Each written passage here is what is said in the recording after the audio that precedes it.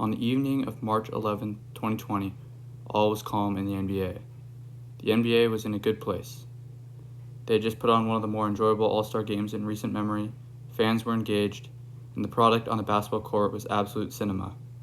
The NBA was at what economists would call short-run macroeconomic equilibrium.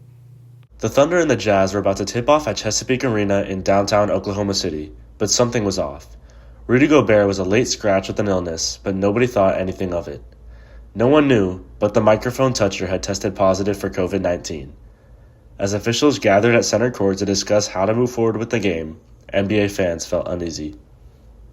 Adam Silver dropped a bombshell later that evening. The NBA would be shut down indefinitely. So you mean to tell me Rudy Gobert can defend everything but his health, bro? I'm Daniel.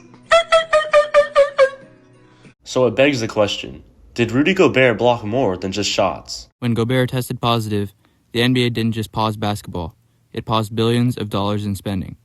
Tickets, merchandise, TV contracts, and food vendors, all gone overnight. That's what economists call a demand shock, or when an unexpected event causes a significant and sudden change in the demand for goods and services, shifting the aggregate demand curve. Exactly. In the aggregate demand, aggregate supply, or the ADAS model, total spending in the economy, or aggregate demand suddenly dropped. The aggregate demand curve shifted left, meaning people and businesses were spending far less than before.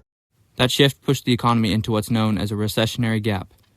Real GDP, the total value of what we produce, fell below potential GDP. It's like the NBA going from a full energy to complete shutdown in one possession. But it wasn't just demand that fell. The supply side took a hit too.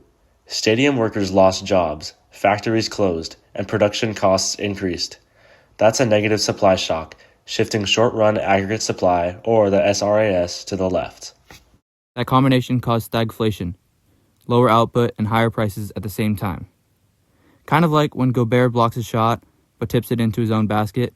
You got two of the best scorers on the floor. Nice pick by Lowry. Still action, but the result hurts both sides.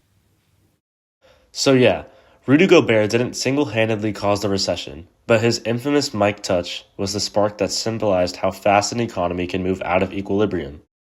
It's the perfect real-world example of what modules 3.5 and 3.6 describe, how demand and supply shocks can throw off equilibrium and how policies bring it back.